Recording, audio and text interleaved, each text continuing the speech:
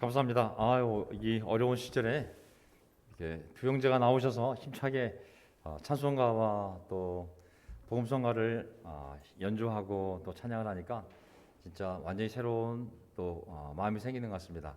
또 집에서도 편하게 잘 듣고 계시겠지만 또 여기 나오면 양쪽에 앰프가 네 개가 그냥 빵빵빵빵, 또 우리 옆에 있는 고은 형제자매가 또 코러스 놓고, 또 정말 우리 성일 형제가 또 옆에서 또 코러스 놓고 한 30분 동안은 세상을 좀 잊어버리고 찬송가 가사만 음미하면서 막 찬양하는 온전한 시간이 아닌가 싶습니다.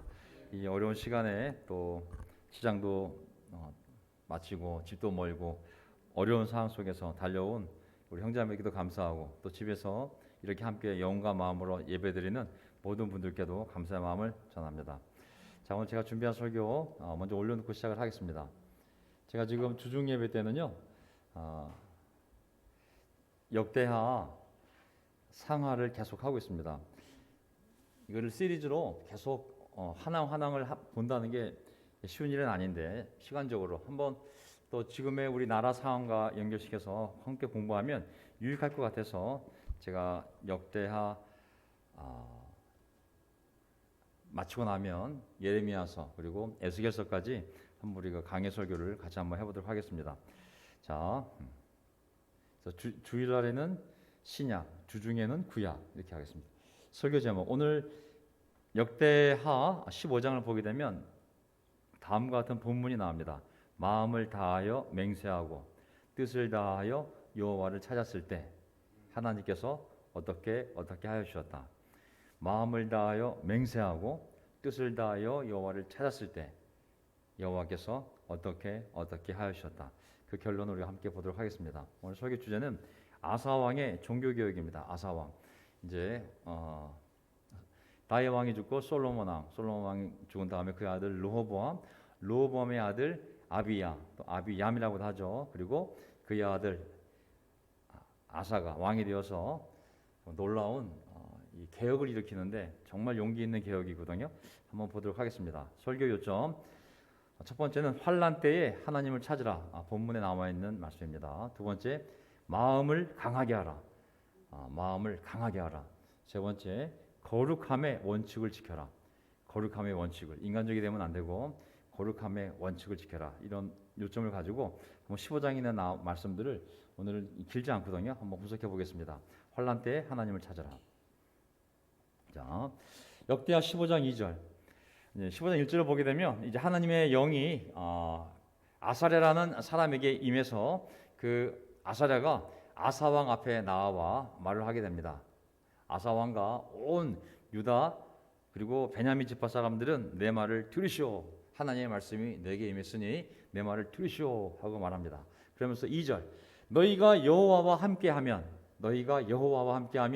그분께서도 너희와 함께 하실 것이고 너희가 여호와를 찾으면 그분께서 너희를 만나 주실 것이다.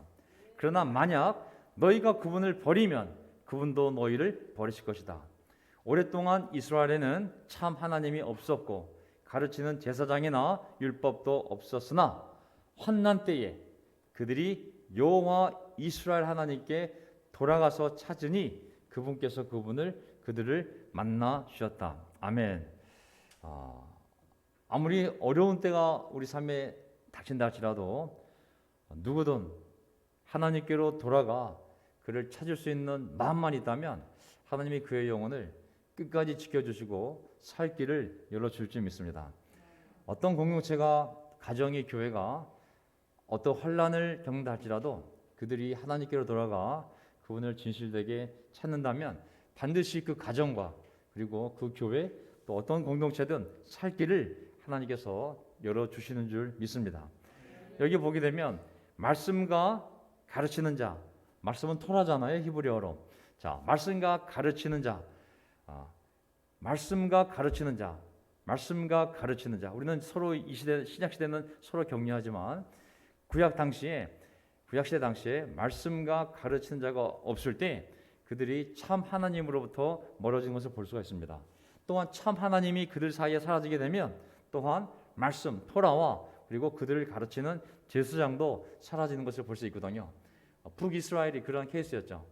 그 왕이 말씀에서 멀어지니까 결국은 말씀도 사라지고 뿐만 아니라 그 말씀을 가르쳐야 될 레위지파 제사장들이 전부 남쪽으로 내려오지 않습니까?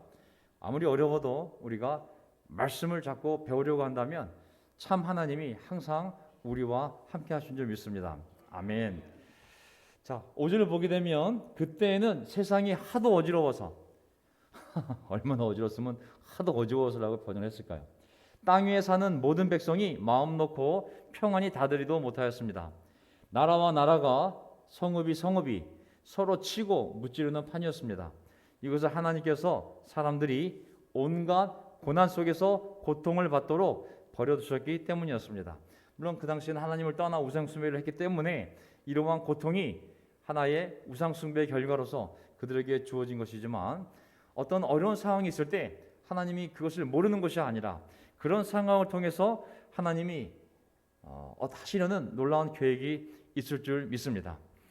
이 상황을 보면 사람들 마음속에 시리에 빠지고 도대체 선과 악에 대한 분별력이 필요한 것인지 또 진리와 거짓에 대한 분별력이 필요한 것인지 무엇보다도 하나님에 대한 사랑, 사람에 대한 사랑이 식어갈 수밖에 없는 상황이 안 되겠습니까? 하지만 하나님께서 이 모든 상황을 컨트롤하셔서 결국 그들이 회개할 수 있도록 인도하시는 줄 믿습니다. 아멘. 저는 뒤돌아보면 지난 이 교회에서 경험한 것을 뒤돌아보면 어떤 어려움이 벌어져도 그 어려움은 하나님의 컨트롤 안에 있으며 그리고 그 모든 어려움을 통하여 하나님이 더 놀라운 계획을 가지고 그 시간을 허락했음을 믿습니다. 아멘. 우리 눈에나 답이 안 보이지 왜 하나님의 눈에 답이 없겠습니까? 우리 능력으로만 해결할 능력이 없지 왜 하나님 안에 그 해결할 능력이 없겠습니까? 하나님이 허락하셨다면 내버려 두셨다면 거긴 이유가 있을 겁니다. 끝까지 믿고 인내한다면 반드시 하나님의 놀라운 계획을 우리가 보게 될 줄 믿습니다. 아멘. 우리는 선과 악에 대한 분별력을 가져가고 거짓과 진리에 대한 분별력을 잃지 말고 하나님과 사람에 대한 사랑을 쉽게 내버려 두지 말고 마음을 지킨다면 반드시 하나님의 영광스러운 모습을 보게 될 줄 믿습니다. 7절 그러므로 너희는 담대하여라. 자, 담대하라고. 다시 보세요. 이 어려운 상황이 있지만 이 어려운 상황 속에서 우리가 할 일은 담대하여라. 담대하라는 말은 강하게 하다는 뜻이거든요. 너희는 강하게 하여라. 너희의 손이 약해지지 않게 하여라. 너희의 하는 일에 보상이 있을 것이라. 자, 이것이 우리가 어려울 때 우리가 살아가는 방법인 것 같습니다. 아무리 어려운 일이 있어도 우리는 담대해져야 되고 우리 마음을 강하게 해야 되고 우리의 손이 이 손은 마음이 있으면 움직이는 게 손이잖아요. 기도를 하든 책을 읽든 만나러 가든 돈을 벌든 직장을 가든 손이라는 것은 액션을 얘기하는 거거든요. 약해지지 않게 하여라. 왜? 너희 하는 일에 아무리 혼란스럽고 어렵고 선과 악이 분별이 안 되고 거짓과 참이 분별이 안 되고 사람들과 하나님에 대한 사랑이 식어가는 그런 혼란한 상황이라 할지라도 우리가 마음을 담대히 하고 선한 일을 하는 손이 약해지지 않으면 너희의 하는 일에 그 손으로 담대해진 마음으로 그 손으로 했던 모든 일에 보상이 있을 것이다. 아멘. 저는 이것은 신약 성경에도 계속 반복되는 이야기 같습니다. 예를 들면 신약 말씀에서도 히브리서 11장 6절을 보게 되면 하나님께 나아가는 사람은 하나님이 계시다는 것 그리고 하나님은 자기를 찾는 사람들에게 상을 주시는 분이시라는 것을 믿어야 합니다. 아멘. 반복이잖아요. 아무리 혼란스러워도 너는 하나님을 믿고 그리고 하나님을 찾는 사 반드시 하나님의 상을 준다는 것을 넌 믿으라고. 반드시 하나님을 찾는 사람 복이 있다고. 12장 11절을 보게 되면 이 표현이 반복되는 것 같아요. 무릇 징계는 어떤 고통은 어떤 것이든지 그 당시에는 즐거움이 아니라 괴로움으로 여겨지지만 나중에는 이것으로 훈련받은 사람들에게 단련받은 사람들에게 정의와 평화로운 열매를 맺게 합니다. 그러므로 여러분은 나른한 손, 아까도 손 나오죠? 나른한 손과 힘 빠진 무릎을 일으켜 세우고 똑바로 걸으십시오. 그래서 절름거리는 다리로 하여금 삐지 않게 하고 오히려 낫게 하십시오. 자, 아까 여기 보게 되면 15장 7절 역대하 15장 7절에 그 예언자가 뭐라고 얘기했냐면 너희의 손이 약해지지 않게 하여라. 그리고 너희의 하는 일에 그 손으로 하는 일에 보상이 있을 것이라고 말씀하셨잖아요. 히브리서 12장을 보게 되면 여기 보면 어떤 어려움이 생기더라도 무릇 징계는 어떤 것이든 그 당시는 절대 즐거움이 아니고 괴로운 거지만 이것으로 너희들이 훈련받는 거라고, 단련받는 것이라고. 그런 사람들에게 반드시 정의와 평화로운 열매가 맺어지게 될 거라고. 그러니 나른한 손과 힘 빠진 무릎을 일으켜 세우고 똑바로 걸으십시오. 우리가 이 어려운 시대에 똑바로 걸어야 됩니다. 아멘. 왜냐하면 상황이 어려워지면 우리 마음속에 죄를 짓고자 하는 유혹이 강렬해지고 죄를 지어도 될 것 같은, 나만 이런 것이 아니라 사람들도 그렇게 살고 있고, 그리고 이런 상황 속에서 내가 이렇게 죄를 짓는데 이게 무슨 잘못이 될 수 있을까? 난 정당해, 난 억울해 라는 마음이 생길 수 있기 때문에 이럴 때일수록 마음을 담대하게 먹고, 그리고 손에 힘을 주고 똑바로 걸어가고 있거든요. 이럴 때일수록 똑바로 살아야 됩니다. 아멘. 교회가 어렵다 할지라도, 약간 혼란스러워도 그 모든 것이 하나님의 통제 아래에 있고 더 놀라운 미래로 나가기 위한 하나님의 계획을 생각한다면 우리가 할 일은 계속 우리가 가야 할 길을 똑바로 걸어가는 겁니다. 지금 온라인상으로 한 20명 넘는 사람들이 지금 들어와 있는 것 같은데, 이곳에 달려온 영선이나 장현이, 또 우리 도현 씨도 어떻게 오늘 또 자전거 타고 비가 오는데 왔어요. 우리 도현 씨, 또 강원도 춘천 갔다 온 성일이부터 시작을 해서 정말 우리 은영이와 태길이 부부, 또 한 부부가 또 한 명은 또 기도하고 한 분은 또 찬송하고, 다 좋은 것 같아요. 저도 아내랑 같이 왔지만 또 집에서 또 밥도 못 먹고 예배드리는 형제자매들, 또 아이들이 있는데도 불구하고 정신없는 가운데 또 함께 온라인으로 예배드리는 모든 사람들, 정말 우리가 똑바로 살기 위해서 노력하는 과정 아니겠습니까? 왜 그렇게 해야 되냐면, 그래야지 절름거리는 다리로 하여금 삐지 않게 하고 오히려 낫게 하십시오. 아멘. 우리가 어려울 때 똑바로 걷는 일을 하지 않으면 가뜩이나 다리가 지금 힘이 빠지고 손에 힘이 빠지고 실망이 앞설 때 이게 삐어서 넘어지면 큰일 나잖아요. 똑바로 걸을 때 오히려 낫게 하라고 그랬거든요. 걷지 않으면 낫지 않습니다. 제가 우리 옛날에 어머니 모시고 한번 무릎이 안 좋으셔서 병원에 데려간 적이 있었는데, 유명한 의사라고 해서 데려갔는데 그분이 뭐라고 말씀하셨냐면, 무릎에 물집이 생겨도 걸어야 된다고, 좀 아프다고 걷지 않으면 더 악화가 된다고, 걸으시라고. 그래서 알게 됐어요. 이게 무릎이라는 것이 좀 아프다고 해서 쉬면 안 되는구나, 더 걸어야 되는구나, 그래야 오히려 낫게 할 거라고. 그래서 우리가 이 어려울 때 방법은 하나밖에 없어요. 똑바로 걸을 때 모든 상황이 다 낫게 될 줄 믿습니다. 아멘. 자, 두 번째 포인트, 마음을 강하게 하라. 성경 본문에 나와 있는 단어입니다. 마음을 강하게 하라.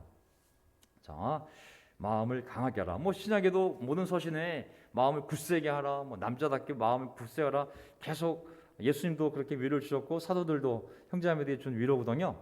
자, 15장 8절, 역대하 15장 8절을 보게 되면, 아사 왕이 선지자 오디시 예언한 이 말을 듣고 마음을 강하게 하여, 자기 마음을 스스로 강하게 한 거예요. 자기가 자기 마음을, 그 하나님의 예언을 듣고 마음을 스스로 강하게 만든 거예요. 유다와 베냐민 온 땅과 또 에브라임 산지에서 빼앗은 성읍들에서 혐오스러운 우상들을 없애버리고, 또 여호와의 성전 현관 앞에 있는 여호와의 제단을 보수하였다. 여기 보게 되면 이 엄청난 개혁을 일으키잖아요. 와, 그 앞에 있는 우상들을 다 부셔버리고, 그리고 성전 앞에 있는 여호와의 제단을 보수하였다. 그렇게 할 수 있는 용기는 뭐냐면, 유다와 베냐민 온 땅과 에브라임 산지에서 빼앗은 성읍들에서 모든 우상들을 없애버리는 것은 강력한 개혁 아니겠습니까? 얼마나 많은 곳에 퍼져 있는 우상들인데, 그 왕의 한 사람의 결정으로 모든 지역에서 이런 우상이 없어졌다? 이거 엄청난 정말 개혁이거든요. 자, 이런 시작이 뭐냐면 그가 마음을 강하게 했기 때문이거든요. 마음을 강하게 했다. 그의 용기는 어디서 봤냐면 바로 오데시 예언한 하나님의 말씀인 거거든요. 결국 우리가 선한 일을 하려면 우리가 마음을 강하게 해야 되고, 그 마음을 강하게 하는 것은 인간적인 의지나 감정이나 욕구가 아니라, 욕망이 아니라, 야망이 아니라 오직 하나님의 말씀으로부터 이런 용기가 생기는 줄 믿습니다. 아멘. 물론 사람의 칭찬도 고래를 춤추게 한다고 물론 인간적인 영향을 줄 수 있지만, 근본적으로 영적인 용기는 하나님의 말씀에서, 하나님의 말씀이 격려되었을 때, 영감이 되었을 때 우리가 그런 용기를 갖는 것 같습니다. 우리가 계속 선한 일을 하기 위하여 이 하나님의 말씀이 계속 필요하지 않습니까? 말씀 자체가 위로의 책이라고 말씀하셨거든요. 성경책은 위로의 책이요 격려의 책이라고. 선한 일을 계속 해나가기 위해 사람들의 마음을 강하게 하기 위한 하나님의 위로의 책이요 격려의 책이라고 성경 스스로가 우리에게 말하고 있습니다. 저는 우리 형제자매들이 계속 실천적으로 소그룹에서 서로 말씀을 나누며 격려하며 나아가야 되는 줄 믿습니다. 어떤 모임에도 편히 만드세요. 이단의 특징은 사람을 통제하는 거예요. 이단의 특징들은 사람을 통제하는 겁니다. 어저께 뉴스에 드디어 제가 열심히 설교했던 JMS 기독교 복음센터가 나왔더라고요. 저는 한국 이단에 대해서 또 전 세계 있는 이단에 대해서 관심을 갖고 집중적으로 기독교 최대 이단이 이슬람이거든요. 생각나지 않습니까? 시리즈로 제가 계속 가르쳤었는데, 자, 그들은 교제를 통제하고 그리고 가르침을 교제를 통제하고 배움을 통제하거든요. 하지만 우리는 그리스도 안에서 자유가 있거든요. 실천적으로 다양한 그룹 안에서 이 안에 있던 밖에 있던 누가 오든지 간에 서로 말씀을 나누며 영적인 영향을 계속 주고받아야 됩니다. 만약에 그런 모임이 부족하고 기도 모임이나 말씀 모임이나 예배나 그런 교제가 부족하면 공간이 생기게 되고 그 공간은 중립이 아니기 때문에 바로 마귀가 들어가게 됩니다. 반드시 그곳에서 마귀의 소리가 들려 나옵니다. 그래서 우리의 생각과 이 삶의 빈 공간을 만들면 안 됩니다. 반드시 그것이 영적인 관계 안에서 잘 채워져서 우리가 어떤 것을 하든지 간에 영적인 격려를 받으며 계속 선한 길을 갈 수 있는 그런 격려를 우리가 받아야 됩니다. 아멘. 예. 자, 역대하 15장 9절. 또 그가 유다와 베냐민의 모든 백성들을 모으고 아사 왕이 에브라임과 므낫세와 시몬에서 그들과 함께 살고 있는 나그네들을 모았으니 이는 이스라엘 사람들이 여호와 아사의 하나님께서 그와 함께 계신 것을 보고 그에게로 많이 모여들었기 때문이다. 여기 보게 되면 아사 왕이 보세요. 유다와 베냐민의 모든 백성뿐만 아니라 에브라임과 므낫세와 시몬에서, 이건 어디냐면 북쪽의 10개 지파를 대표하는 지파를 봤을 때 북쪽에 있는 북이스라엘 10개 지파에서 내려온 사람들. 근데 그들이 왜 내려왔냐면 여호와 아사의 하나님께서 그와 함께 계신 것을 보고 그에게로 많이 모여들었기 때문에 원래 남쪽에 있던 유다 지파와 베냐민 지파 사람뿐만 아니라 북 10개 지파 가운데 먼저 르호보암 왕 때 북쪽의 북여로보암 왕이 정신이 나가서 하나님의 거룩성을 다 무너뜨렸을 때 그 안에서 더 이상 레위 지파가 또 제사장들이 하나님을 할 수 없자 그들이 먼저 내려왔잖아요. 다 떠나서 이제는 일반인들도 내려오기 시작한 거예요. 그래서 이제 그들이 남쪽으로 다 많이 모였음을 알 수가 있습니다. 자, 이것은 자연스럽게 영적인 사람들이 모인 거거든요. 아사 왕이 북쪽에다가 풍선 날리고 삐락 뿌려가지고 야 너희 내려와라 정치 공작을 한 것이 아니라 그들 스스로가 이미 북이스라엘에 살면서 여로보암 왕의 체제하에서 그들이 경건한 삶의 한계를 느꼈기 때문에 그들이 스스로가 제사장이 떠났죠. 레위 지파 떠났죠. 더 이상 영적인 리더십이 없어지니까 야, 이거 더 이상 안 되겠다. 먹사는 게 문제가 아니라 하나님을 믿어야지. 우리가 성전이 있는 그리고 예루살렘으로 가자 해서 내려온 사람들인 거죠. 그 사람들이 이제 모여들었다는 것이죠. 자, 하나님의 나라는 정치적으로 사람들을 선전하고 모으고 막고 억압해서 위협해서 세워지는 나라가 아니죠. 하나님의 영이 있고 사람들의 양심이 만났을 때 그곳에 믿음이 생기면서 자발적으로 그 나라가 세워지고 확장되어져 하는 줄 믿습니다. 아멘. 인위적인 모든 억지를 쓰는 단체들이 결국 무너지지 않겠습니까? 잠시 그들이 거대한 지도에 될지 모르겠지만 결국은 그 사람이 죽으면 다 흩어질 것이요. 또 그 사람이 죄가 드러나면 다 흩어지지 않습니까?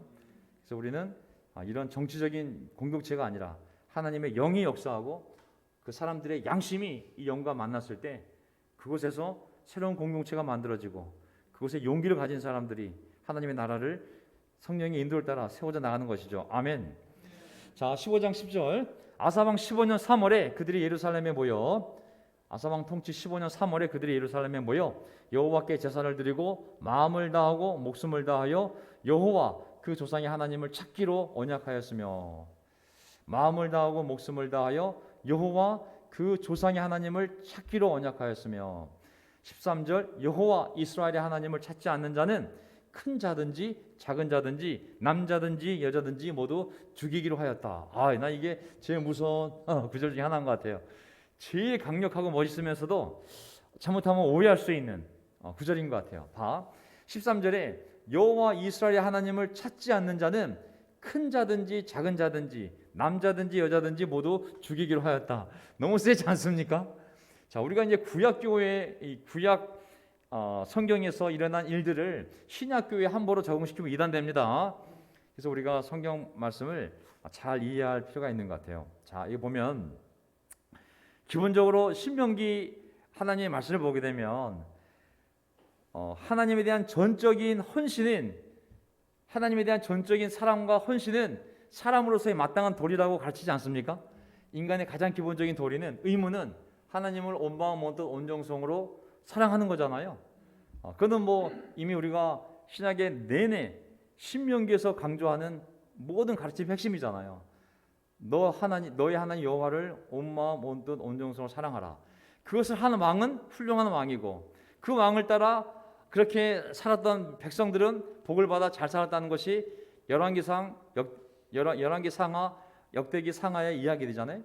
근데 그렇게 살지 않으면 그 왕은 나쁜 왕이요 여로보암처럼, 그리고 그 백성들은 결국은 고통을 당하다가 우상을 섬기고 남의 나라로 포로 끌려갔다는 것이 왕상왕하 역대기상 역대기하의 공통내용 아니겠습니까? 여기 보면 이상한 게 하나도 없어요. 마음을 다하고 목숨을 다하여 여호와 그 조상의 하나님을 찾기로 다시 언약하였으며 13절에 보게 되면 그 열정이 얼마나 대단했는지 그렇게 찾지 않는 자는 우리 손으로 우리 공동체 안에서 모두 죽이기로 하였다. 야, 이건 정말 굉장히 강력한 표현인데 이것은 죽였다고 나오지 않아요. 죽이기로 하였다고만 했지 경고를 삼은 것이지 죽였다고 하지 않았습니다. 그렇죠? 여기 보면 죽이기로 하였다라고 한 것이지 죽였다라고 나오지 않습니다.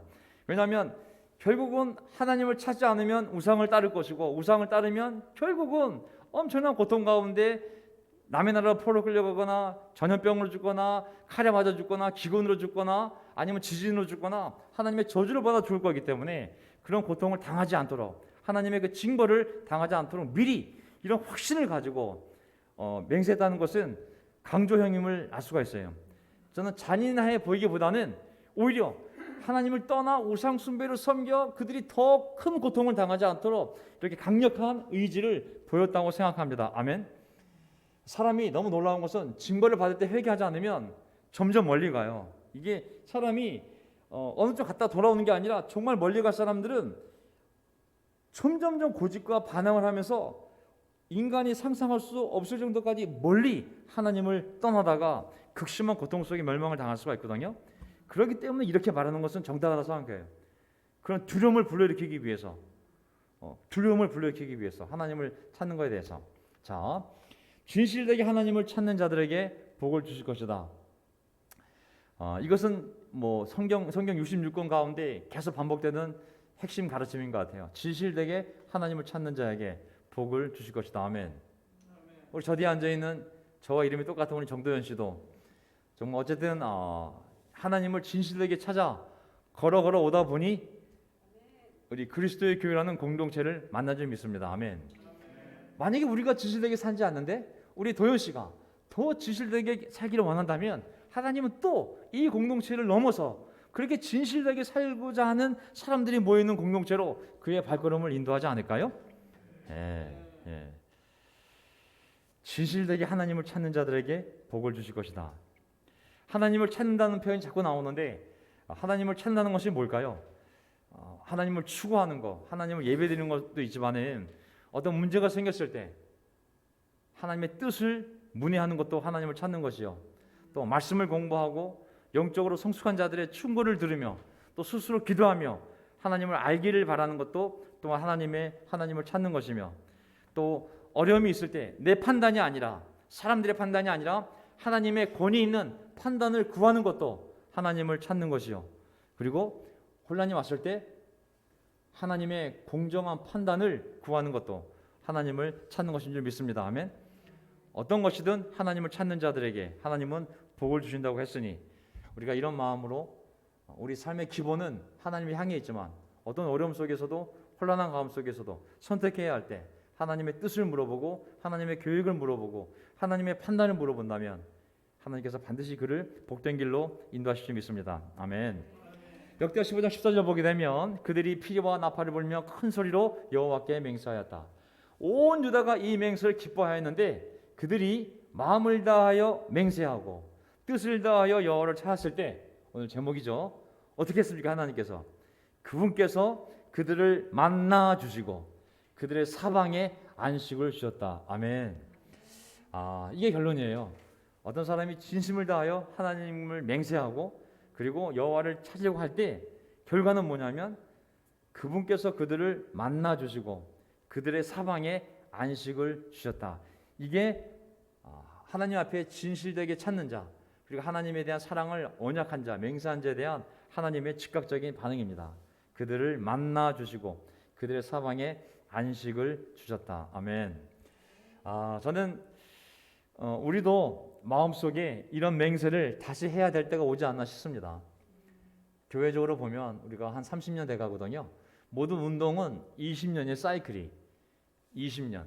운동의 사이클이 20년이에요. 캠퍼스가 20대 시작해가지고 40대가 되면 아이들이 생기지 않습니까? 30대 싱글은 50대가 되면 이미 중년이 되게 되고 50대는 70대가 되면 이제 이미 삶의 또 무기를 더 느끼게 되거든요.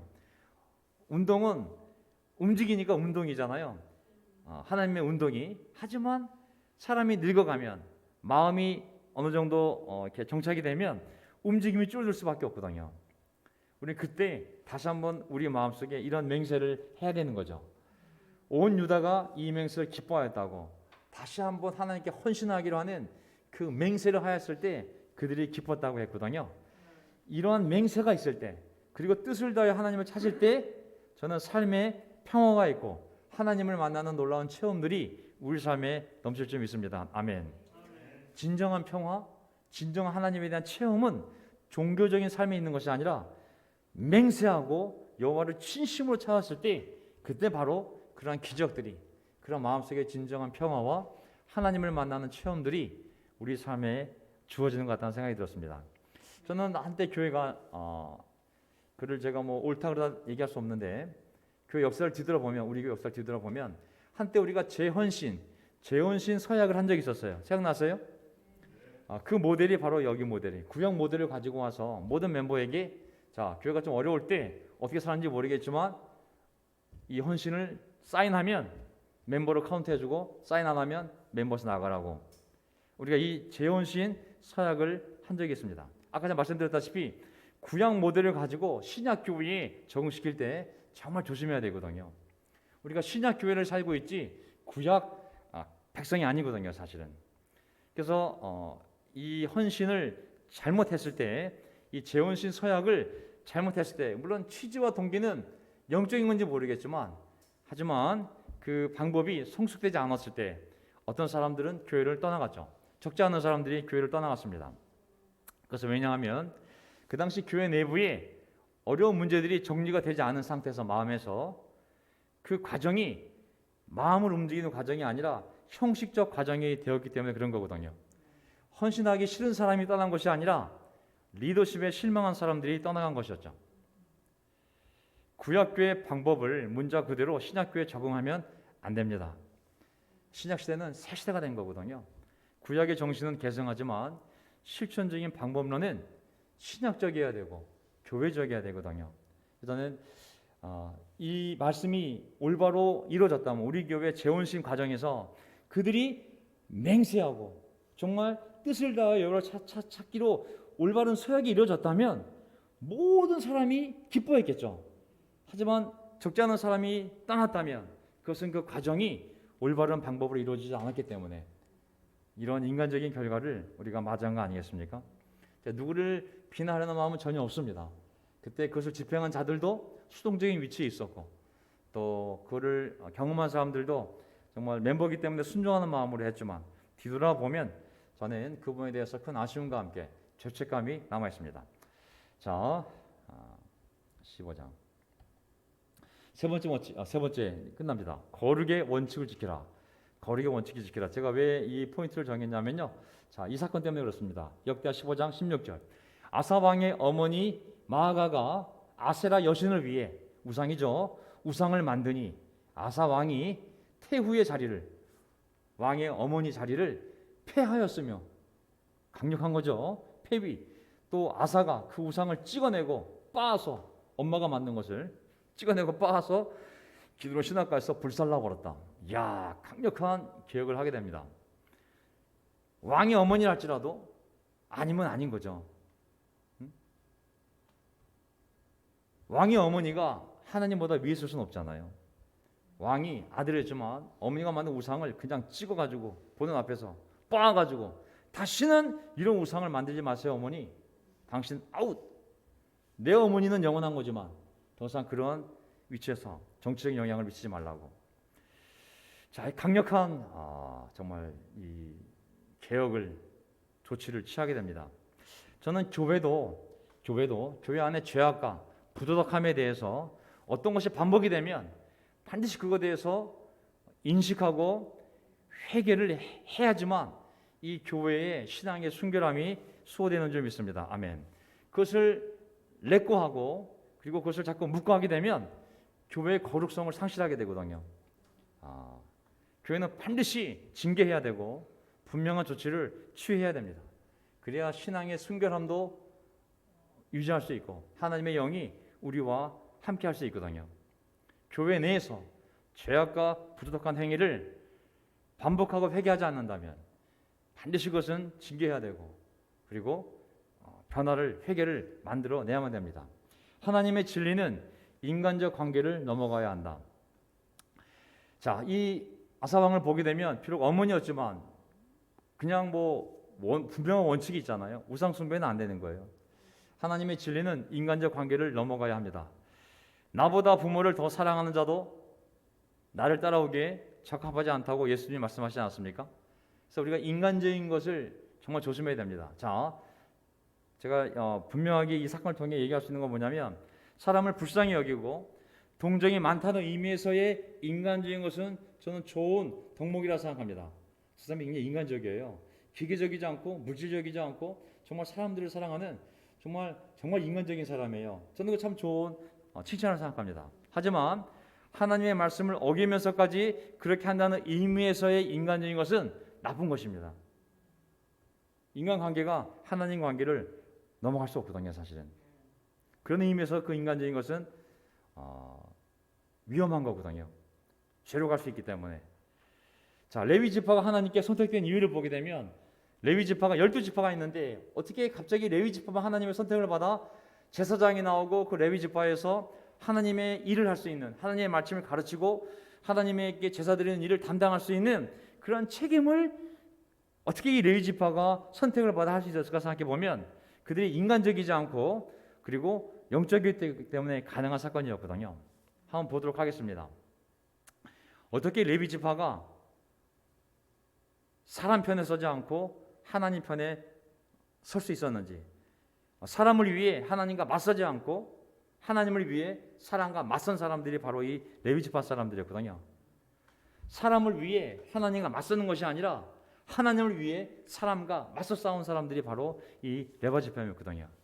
자, 이들은 인간적인 관계를 넘어서서 하나님께 순종할 수 있는 사람이었기 때문에 하나님이 이들을 영원히 12지파 중에 하나를 선택해서 하나님의 일을 하게 만듭니다. 자, 어떤 사건이 있었냐면 제가 짧게 정리해 볼게요.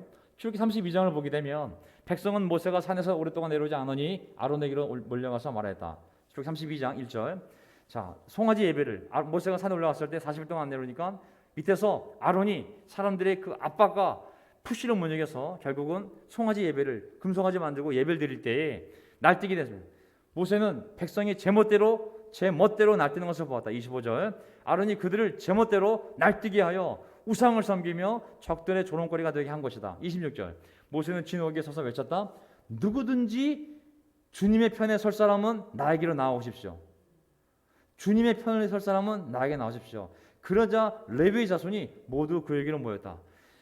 주님의 편에 설 사람이라는 이 표현이 뭐냐면, 자, 여러분 가운데 여호와를 위하는 자는 누구냐?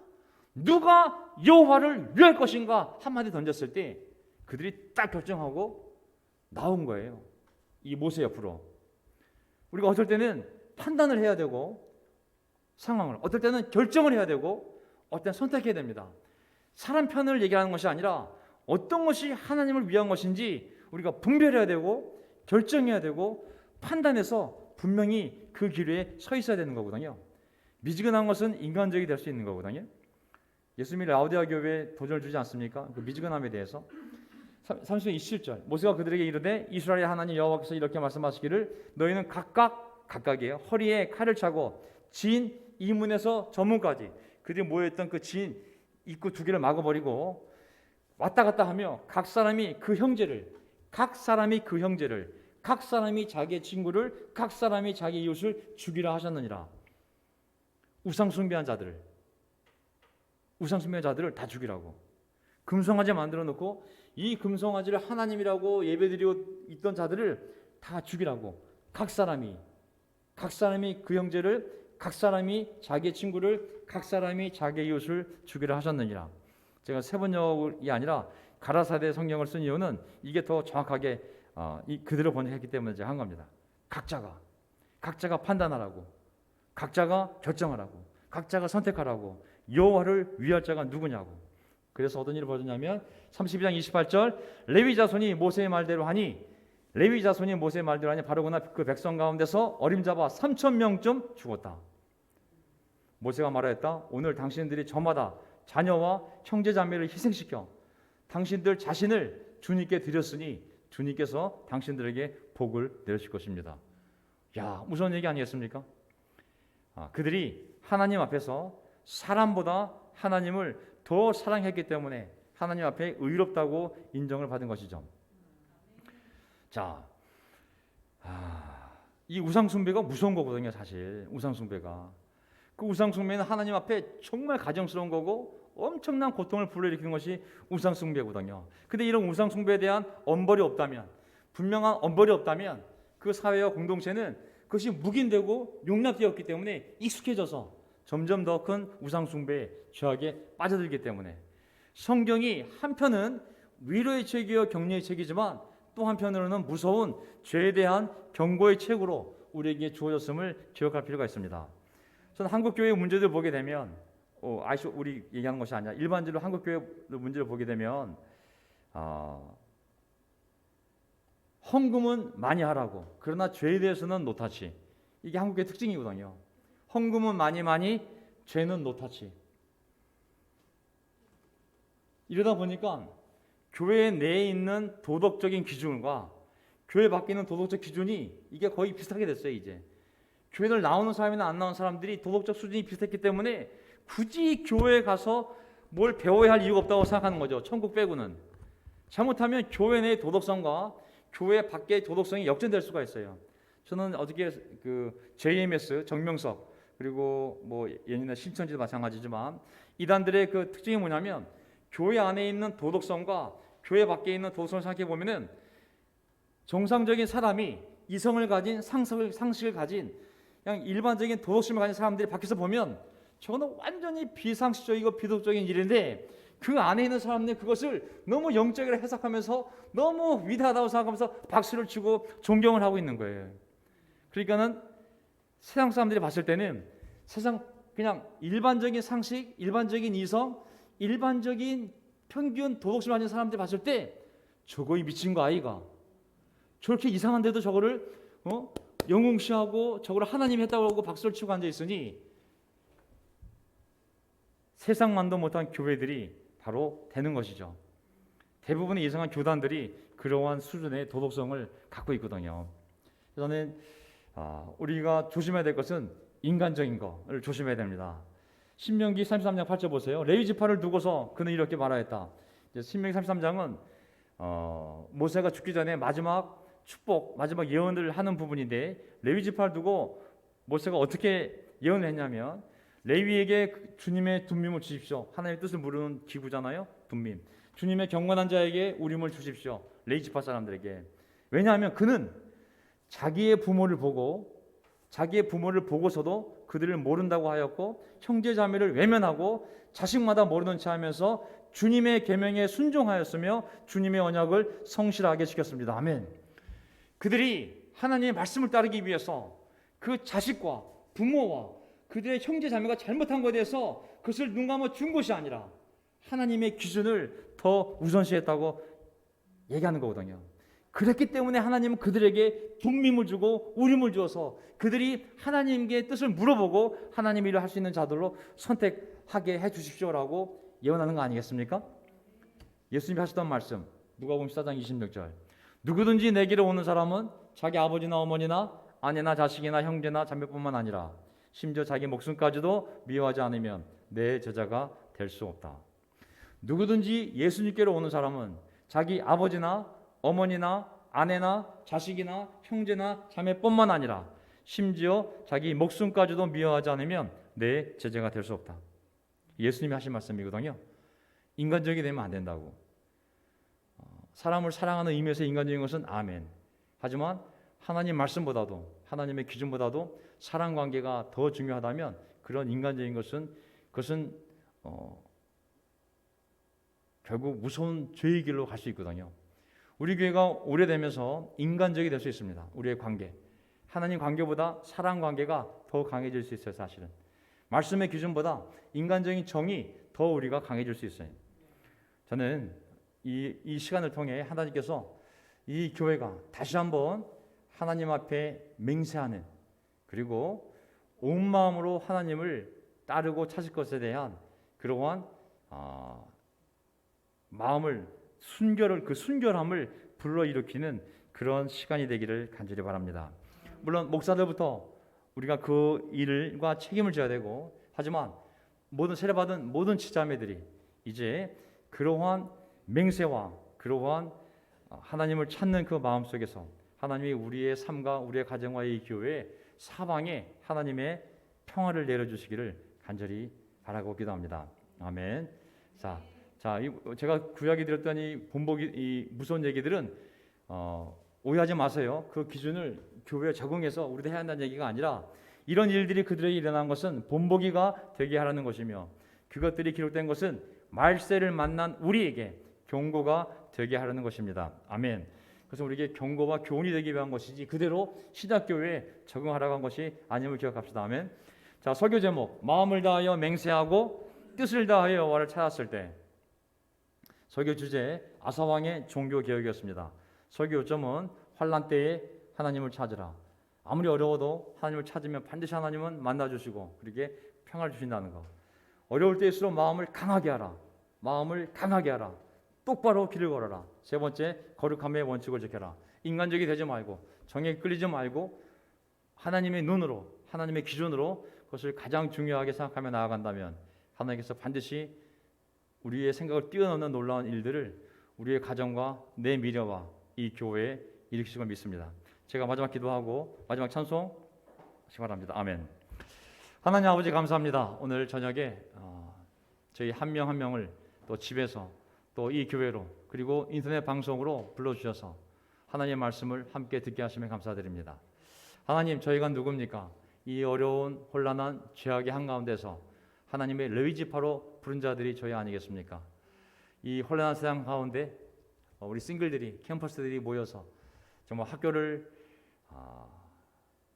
학교에 대한 모든 것을 내려놓고 직장에 대한 모든 것을 내려놓고 때로는 가족들에게 많은 피력을 받았지만 정말 하나님께 맹세하며 하나님 앞에 맹세하며 하나님을 온 마음으로 찾기로 결심한 자들이 바로 이 교회의 시작점이 아니었나 싶습니다.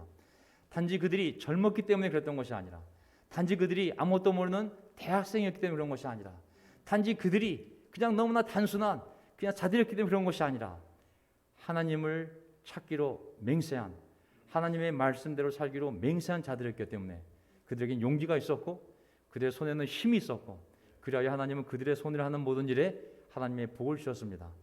인간의 기준으로 보면 경제적 관점으로 보면 교육적 관점으로 보면 그것은 막대한 개인적인 손실이요 그리고 어느 누구도 보장할 수 없는 인생의 미래였지만 하나님은 그들에게 평안을 주시고 복을 주셔서 그들의 자녀를 축복하시고 그들의 건강을 축복하시고 그들의 직장을 축복하셔서 그들이 내린 결정과 그 맹세가 옳았다는 것을 증거해 주었습니다. 하나님 이제 30년이 되었습니다. 다시 우리가 그 맹세를 그리고 그 결정을 그리고 그 헌신의 약속을 제가 다시 할 수 있게 도와주십시오. 우리 마음에 있는 미래에 대한 불안함과 또 사람에 대한 실망과 많은 인간적인 것들이, 인간관계들이, 인간적인 정들이, 인간적인 경험들이, 인간적인 상처들이 우리 안에 그 결정을, 맹세를 막으려고 하지만 하나님, 마귀가 그런 것들을 사용하지 않고 오히려 성령께서 믿음으로 우리와 함께 해주셔서 하나님의 말씀으로부터 아사 왕이 용기를 얻어 그 놀라운 개혁을 일으켰던 것처럼 저희도 모든 형제자매들이 한 마음으로 하나님의 말씀을 통하여 용기를 얻고 다시 한번 손에 힘을 주고 힘이 빠진 무릎에 힘을 주어서 다시 일어나 똑바로 기름이 걷는 가운데 다시 넘어지지 아니하고 더 강한 두 다리로 우뚝 서는 교회로 주님께서 바꿔주시기를 간절히 기도드립니다. 그 일을 위하여 이 모든 상황을 허락하신 줄 믿습니다. 하나님께서 만드실, 영광 받으실, 하나님께서 찬양받기에 합당한 교회를 세우시기 위하여 우리에게 이 모든 어려운 시간들을 허락하신 줄 믿습니다.